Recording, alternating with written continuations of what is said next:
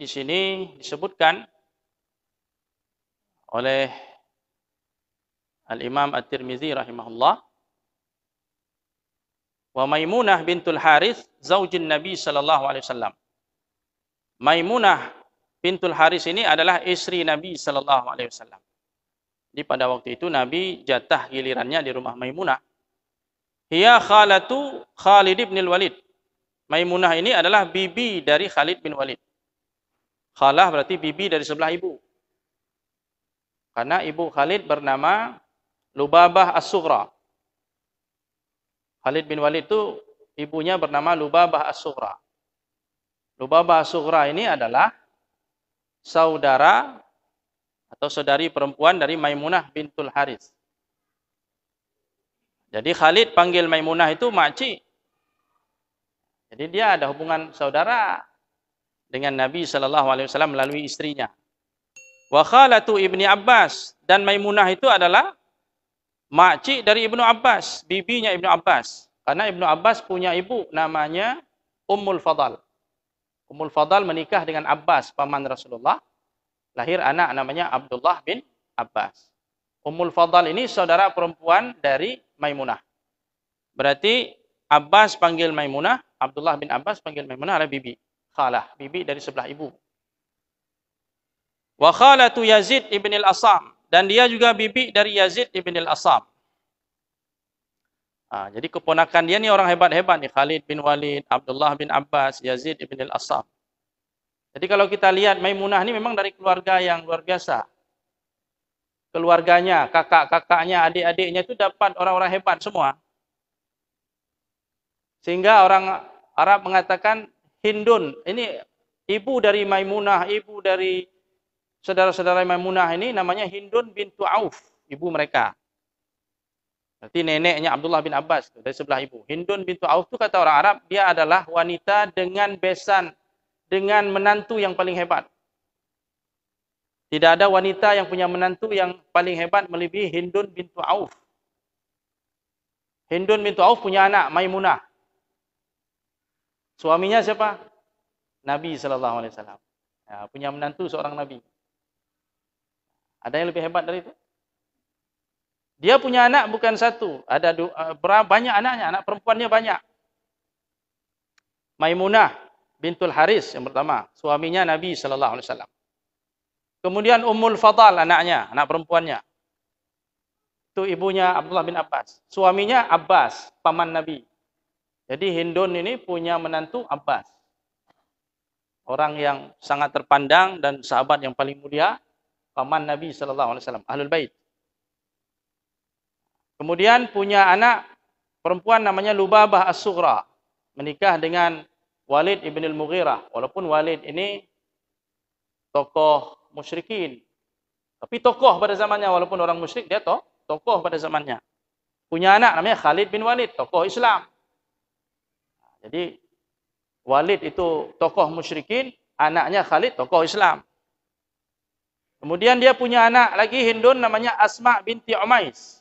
Asma ini istri dari Ja'far bin Abi Thalib, yang terkenal sebagai syahid dalam perang Ahlul Bait Nabi sallallahu alaihi wasallam. Waktu perang tangannya putus, kata Nabi, kedua tangannya diganti dengan sayap nanti oleh Allah. Ganti di surga. Kemudian setelah meninggal Ja'far syahid, Asma menikah dengan Abu Bakar Siddiq. Jadi punya lagi menantu Hindun bin Auf ini punya menantu Abu Bakar As-Siddiq. Dia termasuk orang terbaik. Meninggal Abu Bakar Siddiq, Asma binti Umais menikah dengan Ali bin Abi Thalib. Tengok. Meninggal Ja'far menikah Abu Bakar, meninggal Abu Bakar menikah dengan Ali. Menantunya hebat-hebat semua. Orang-orang yang dijamin surga, mubasysyirin bil jannah. Kemudian Hindun punya anak lagi namanya Salma binti Umais. Suaminya siapa? Suaminya Hamzah. Hamzah paman Nabi. Kemudian Syaddad ibni Usamah. Dan dia punya anak perempuan namanya Zainab binti Khuzaimah. Anak Hindun juga. Dan pernah menikah dengan Nabi sallallahu alaihi wasallam. Jadi Zainab ini juga istri Nabi sallallahu alaihi wasallam, bintu Khuzaimah. Itu anaknya Hindun. Jadi kalau kita hitung-hitung, menantunya ini orang-orang hebat semua. Menantu siapa? Hindun bintu Auf tadi. Ada Rasulullah di situ. Ada Abu Bakar Siddiq, ada Ja'far, ada Ali, ada Hamzah, ada Abbas. Kumpul semua itu pahlawan-pahlawan Islam. Suami Hindun, dia ini ganti-ganti suaminya meninggal, suami menikah lagi. Makanya anaknya tadi kan beda-beda ayahnya. Misalnya Asma binti Umais. Berarti Hindun pernah menikah dengan Umais, lahir anak. Jadi Maimunah dengan Asma binti Umais itu dia saudara satu ibu, lain ayah. Jadi Hindun ini menikah dengan beberapa kali menikah dia, suaminya meninggal kemudian menikah lagi, lahir anak. Yang jelas anak perempuan dia itu orangnya dapat suami orang hebat, sahabat-sahabat Nabi Shallallahu Alaihi Wasallam. Dan Maimunah ini, karena ini sejarah sirah kita jelaskan, Maimunah ini Ummul Mukminin ini adalah wanita terakhir yang dinikahi oleh Nabi Shallallahu Alaihi Wasallam. Jadi setelah dia itu tidak ada lagi Nabi menikah setelah itu. Di wanita terakhir yang menikah dengan Nabi Shallallahu Alaihi Wasallam. Dia berasal dari Bani Hilal dan Rasulullah menikahi Maimunah ini, salah satunya adalah hikmahnya adalah dengan dia menikahi Maimunah ini, Bani Hilal, salah satu kabilah Arab ini, akhirnya mereka mendukung Nabi Shallallahu Alaihi Wasallam. Karena Rasulullah itu menikah punya misi dia. Jadi pernikahan Rasulullah itu punya misi dakwah. Dinikahi Maimunah untuk menarik dukungan dari Bani Hilal. Yang pada awalnya mungkin mereka tidak suka kepada Islam, pada Nabi, dengan dinikahi salah satu putri mereka, akhirnya mendapat dukungan untuk dakwah Islam. Pun banyak di antara mereka yang tidak Islam, belum Islam, tapi mereka tidak lagi memusuhi Islam kaum muslimin. Kenapa? Karena sudah berhubungan perbesanan dengan Nabi Sallallahu Alaihi Wasallam. Itulah di antara hikmah kenapa Rasulullah menikah banyak. Salah satu hikmahnya itu adalah hikmah dalam rangka untuk menarik simpati dukungan dari salah satunya ya, dari kabilah-kabilah Arab yang berpotensi bisa memusuhi Islam atau memusuhi kaum muslimin, dan itu menjadi ancaman bagi kaum muslimin kalau tidak dijinakkan hati mereka dengan cara ini, hubungan pernikahan ini, hubungan perbesanan ini. Bahkan Nabi menikah dengan anak Abu Sufyan. Kita tahu Abu Sufyan itu kan panglima perang Quraisy musyrikin yang dulu menyerang Rasulullah sebelum Islamnya. Tapi dinikahi oleh Nabi anaknya langsung, Ramlah, Ummu Habibah, dinikahi oleh Rasulullah, sehingga membuat Abu Sufyan agak lunak. Gimana saya mau keras sama Muhammad, anak saya sama Muhammad. Anak saya jadi istri Muhammad Sallallahu Alaihi Wasallam. Sampai akhirnya beliau masuk Islam. Jadi banyaklah saudara Rasulullah, hubungan saudaraan perbesanan Nabi Sallallahu Alaihi Wasallam dengan bangsa-bangsa Arab itu salah satunya adalah Maimunah. Makanya Abdullah bin Abbas sering datang ke rumah Maimunah, menginap di rumah Maimunah, rumah bibinya itu, sama Nabi Shallallahu Alaihi Wasallam. Ya, jadi masa kecilnya itu dihabiskan bersama Rasulullah ya, dan bibinya itu Maimunah radhiyallahu anha. Kaum muslimin yang dirahmati Allah Subhanahu Wa Taala, ini terkait dengan masalah minum Nabi Shallallahu Alaihi Wasallam. Salah satu yang diminum oleh Nabi adalah susu ya. Berikutnya bab ke-32, cara minum Rasulullah Sallallahu Alaihi Wasallam. Ini terkait antara bab ini dengan bab sebelumnya. Dalam bab ini dijelaskan bagaimana cara Nabi minum. Pernahkah Nabi minum berdiri atau Nabi selalu minum sambil duduk? Karena ini jadi persoalan. Kalau bapak ibu umpamanya di rumah minum sambil berdiri, itu pasti anak di rumah atau cucu di rumah yang kebetulan sekolah di TK Islam atau SDIT ya, atau di sekolah min, dia pasti langsung dia baca hadis. La yashrabanna ahadukum qa'iman. Saya di rumah kalau minum berdiri, langsung anak saya bilang la yashrabanna ahadukum qa'iman. Jangan sekali-kali kalian minum sambil berdiri. Langsung dinasihati sama anak saya. Cuma saya mau sampaikan hadis-hadis ini susah juga, dia belum bisa cerna. Baik, kita tengok faktanya. Boleh nggak minum sambil berdiri? Rasulullah pernah minum tidak sambil berdiri? Hadis 206. Diriwayatkan oleh Al-Imam Tirmizi rahimahullah. Hadis sahih ya. Ada juga dalam Sahih Bukhari. Al-Imam Tirmizi meriwayatkan dengan sanadnya dari Abdullah bin Abbas, anna Nabiyya sallallahu alaihi wasallam syariba min zamzama wa huwa qa'imun. Rasulullah sallallahu alaihi wasallam dulu pernah minum air Zam-Zam ketika sedang berdiri, dalam keadaan berdiri. Setelah minum Zam-Zam sambil berdiri. Ya, baik, kita tengok. Ternyata bukan itu saja, banyak fakta-fakta lain. Dalam Sahih Muslim umpamanya. Sahih Bukhari ya. Sahih Bukhari disebutkan bahwasanya suatu hari Ali bin Abi Thalib minum sambil berdiri. Ini hadisnya sahih. Nabi minum sambil berdiri. Ali bin Abi Thalib minum sambil berdiri.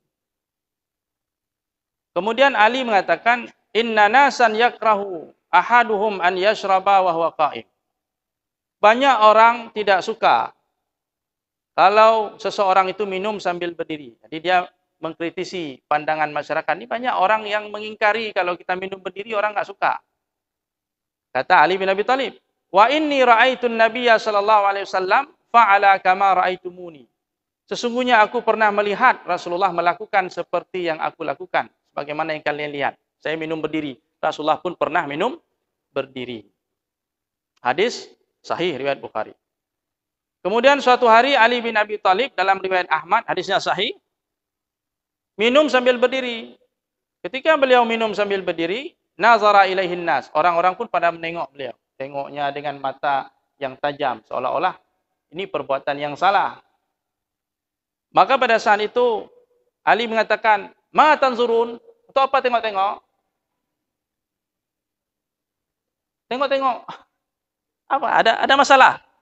Kata Ali bin Abi Thalib. Apa kata beliau?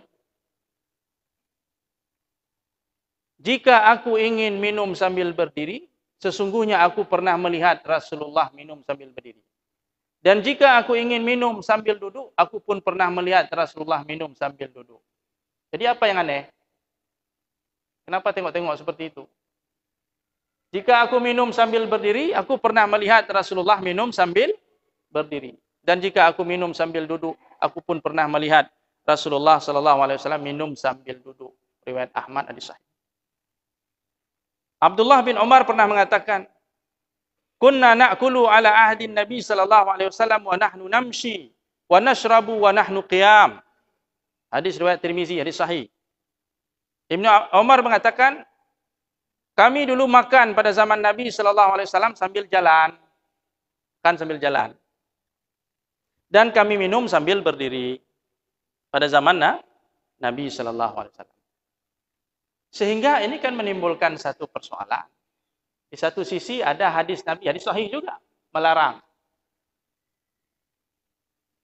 Anas dan Abu Sa'id Al-Khudri mengatakan zajaran Nabi sallallahu alaihi wasallam anisyurbi qa'iman. Hadisnya sahih Muslim. Rasulullah melarang orang minum sambil berdiri. Hadis sahih Muslim, hadis sahih. Yang melarang hadis sahih, yang membolehkan pun hadis sahih. Jadi kalau model-model kita orang awam, ketemu hadis macam ini bagaimana? Bingung nggak? Ya bingung.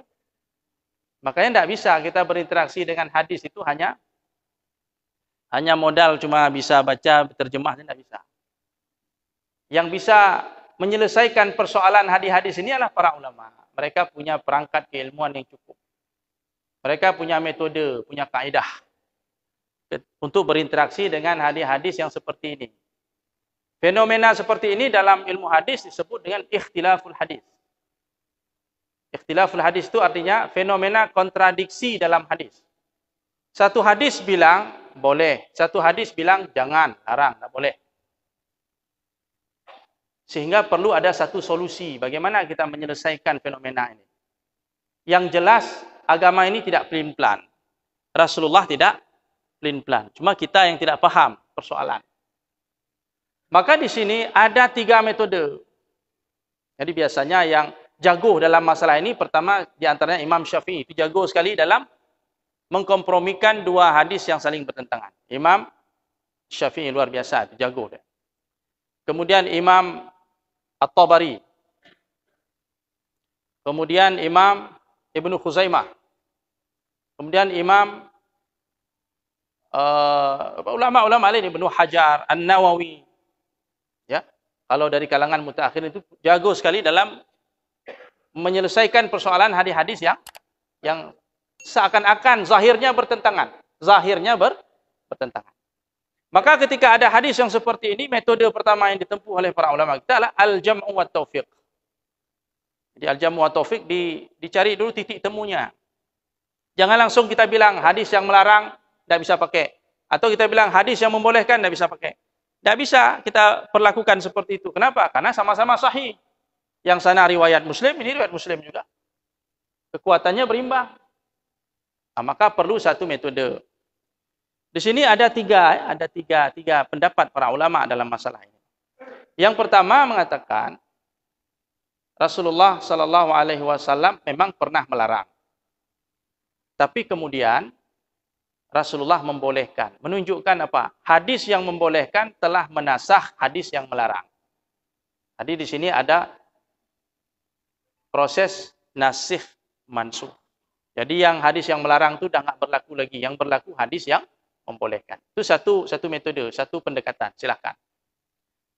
Satu lagi mengatakan sebenarnya minum sambil berdiri itu tetap dilarang. Cuma Rasulullah waktu itu melakukannya lil hajah karena memang ada satu keperluan.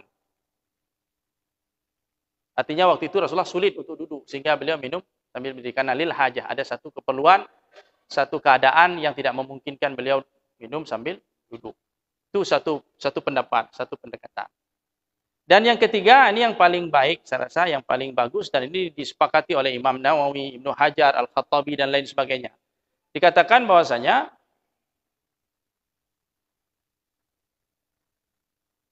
hadis yang melarang itu menunjukkan bahwa larangan itu bukan haram.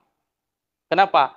Karena telah dinetralisir oleh hadis yang membolehkan. Rasulullah pernah minum, sahabat pernah minum sambil berdiri. Jadi dikatakan oleh para ulama seperti Ibnul Qayyim mengatakan sebenarnya yang paling sering dilakukan Nabi adalah minum sambil duduk. Jadi secara adab Islam, etika minum dalam Islam itu asalnya adalah minum sambil duduk. Tapi minum sambil berdiri pun boleh. Tidak ada masalah. Yang utama, yang lebih utama minum sambil duduk, itu lebih utama. Dan itu yang paling banyak dilakukan oleh Nabi sallallahu alaihi wasallam. Minum sambil duduk boleh tidak? Boleh. Kalau Imam Nawawi mengatakan larangan minum sambil berdiri tanzih, makruh saja, hukumnya makruh. Kalau makruh kenapa Nabi buat? Ya, Nabi buat dalam rangka memberitahu umat kalau ini bukan haram. Jadi tidak ada masalah, Rasulullah memberitahu bahwa itu boleh. Makruh tanzih ini masih dalam kategori boleh. Jadi tidak dilarang.